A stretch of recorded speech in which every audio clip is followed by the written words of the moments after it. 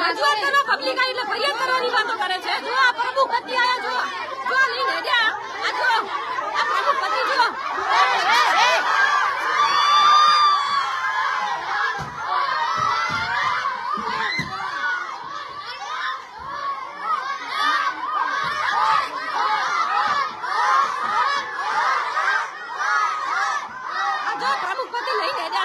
રજૂઆત કરવા તો ફરિયાદો કરવાની ધમકીઓ આલે છે. આ જો આ પાલિકા પ્રમુખ જો આ ભાગ્યા જો રજૂઆત થી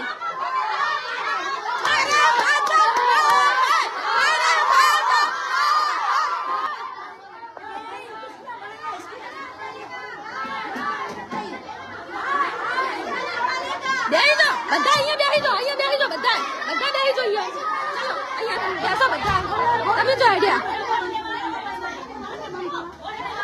બધા અંદર બેસો. કોને બંધ કર્યું?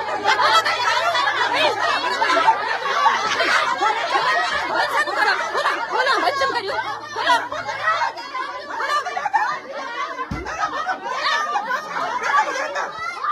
બેસો બધા બેસો અહીંયા બેસો બધા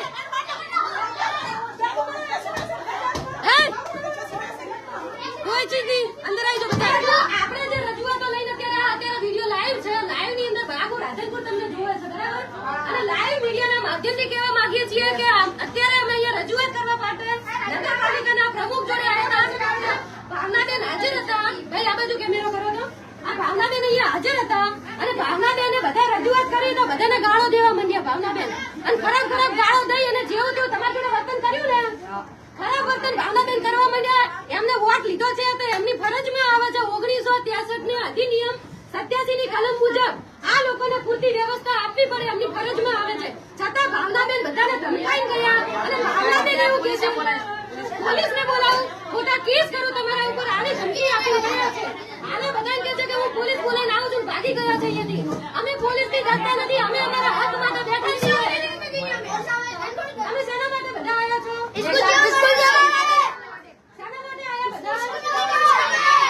આ નાના સ્કૂલના બાળકો જે પાણીમાંથી હેડે છે એમને હેડવા માટેનો રસ્તો નથી. કઈ સ્કૂલના બાળકો છો?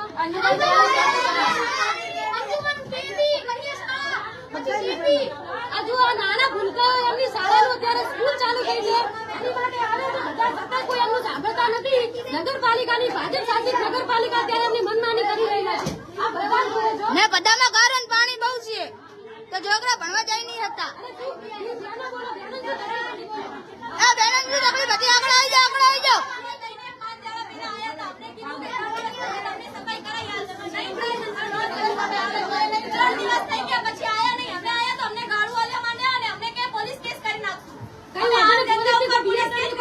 આપણે વોટ આલે આપણી ભૂલ કે આપણે તમે ભેગું છો ને. હવે જુઓ આ વોટ આલ્યો છે અને અમારે ભીખ માંગવાની કામ માટે આ બધા જોઈ શકો છો. નાગોરી વાસ છે અને હું પ્રમુખ નો વોર્ડ છે. વોર્ડ નંબર 3 હરેશભાઈ નો વોર્ડ છે. મારું નામ સમીરાબેન હે. હરેશભાઈ નો વોર્ડ છે. કોઈ દિવસ હરેશભાઈ અંદર હાથ મારવા આવતા નથી. ખુરશી ઉપર બેહી આરામથી બેહી રહે. બાકી અંદર વ્યવસ્થા કોઈ છે નહીં. પાણી ગટર ગારો અમારે અહીંયા આટલા પાણી અંદર છોકરાઓ દત્તર લઈને નીકળે છે, ગાડીઓ લઈને નીકળે, બાપડા પાણી જાય, નમાજી નીકળે, મસ્જિદ વાળા નીકળે છે. કોઈને નીકળવાનો રસ્તો નથી કે કોઈને આવવા માટે જવા માટેનો કોઈ સારો રસ્તો નહીં રાખે. અને કહેવા આવ્યા તો 3 દિવસ પહેલા કીધું હતું 3 દિવસ પછી આવજો. બરોબર અમે બેન 3 દિવસ પહેલાથી આવ્યા હતા. બરોબર એમને શું કીધું તમે 3 દિવસ પછી આવશું. 3 દિવસ પૂરા થઈ ગયા. કોઈ જાણવા બી ગયા એમને ગટર સાફ કરવા આવ્યા. એમને પાણી ભરેલું છે. અમારા બચ્ચા સ્કૂલ જાય, સવારે દર્શન કરવા જાય, અમારા પડવા જાય.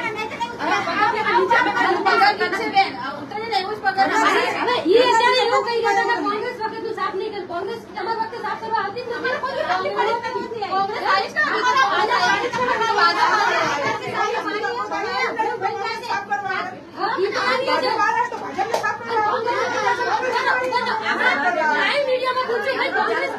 કોંગ્રેસ બેઠી હતી ત્યાં તમારે આવી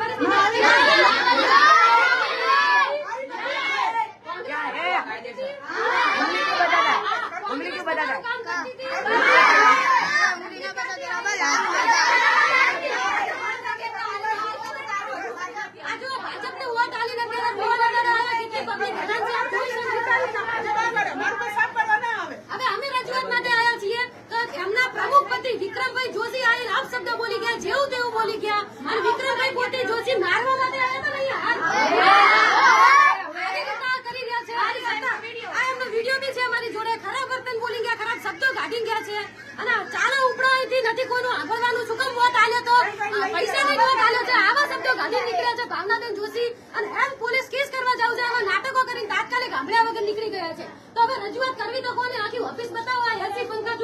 અત્યારે આ ઓફિસ માત્ર રેડિયાલ પડી છે. આ વોટ આલે એનો પબ્લિક રાધનપુર ની રોવે છે અને જોવે છે કે એમને વોટ આલીને કેટલો પસ્તાવો થઈ ગયો. સાફ સફાઈ નથી કરી શકતા.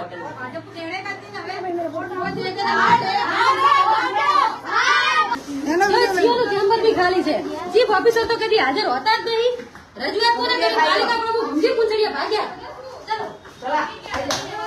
ચલો વોટ લઈને દોડવાનું. પબ્લિકને વોટ દેવો હોય ત્યારે જો અત્યારે અમે નગરપાલિકાની અંદર બેઠા છીએ. આ પબ્લિક શહેરમાં બિલકુલ કામ થયા નથી. વોટની માંગણી કરવા આવતા હતા ત્યારે ભિખારીની જેમ ભીખ માંગતા હતા અને ત્યારે ગોળા બતાતા હતા, હાથ જોડતા હતા. ત્યારે એક પણ કોર્પોરેટર ભાજપનો અહીંયા દેખાતો નથી. અને પાલિકાના મહિલા પ્રમુખ હાજર બેઠા હતા. એમને રજૂઆત કરી તો પ્રમુખ પતિ આવીને જેવું તેવું બોલીને મહિલાઓને ધમકાવી ગયા અને પાલિકાના પ્રમુખ એમના પત્નીને લઈને ભાગી ગયા. કોઈ પણ ચીજ સાંભળવા રહ્યા નહીં. ઉપરથી રજૂઆતો કરવા આવ્યા કે અમે તો પોલીસને બોલાવ્યા. બોલાવો પોલીસ. અમે બેઠા અહીંયા પોલીસની રાહ જોઈને. બોલાવો પોલીસ. અમારે જેલમાં જવું છે. નાખી દો. વોટ આલ્યો અને જો તમારી ભાજપની સરકારને પોલીસ જો એના હાથો બનવા માંગતી હોય, રજૂઆત પણ ના કરવા દેતી હોય તો પોલીસને કહીએ તમે પણ આવો, અમે બેઠા તમારી રાહ જોઈને. ક્યારે મોકલાવો છો ગાડી? અમે અહીંયા બેઠા રાહ જોઈને. મેલાવો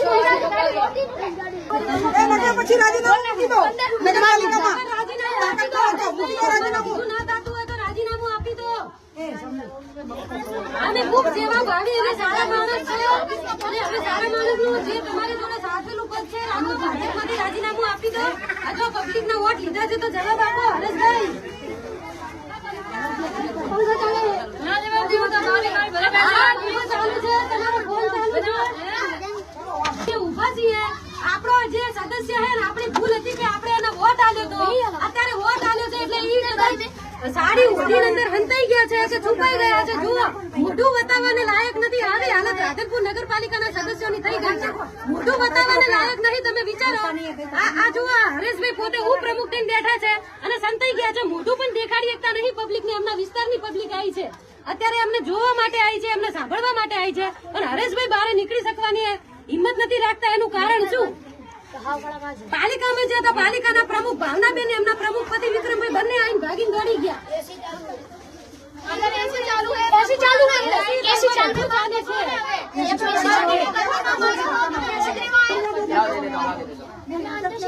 બહાર નીકળવાની તો હિંમત કરો. ખાલી મોઢું તો બતાવો.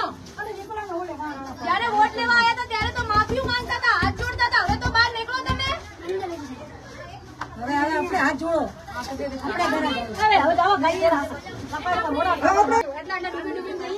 મોઢા હંતાડી રહ્યા છે. જુઓ, એમના મોઢા દેખાડવા લાયક નહીં. એના ઉપરથી વિચારી શકાય કે શું કેટલો ભ્રષ્ટાચાર કર્યો હશે. જવાબ તો થઈ શકે કે ના થઈ શકે? પેટના પાપીલા હે નહીં નીકળે. હેડો આપણે બહાર જઈએ.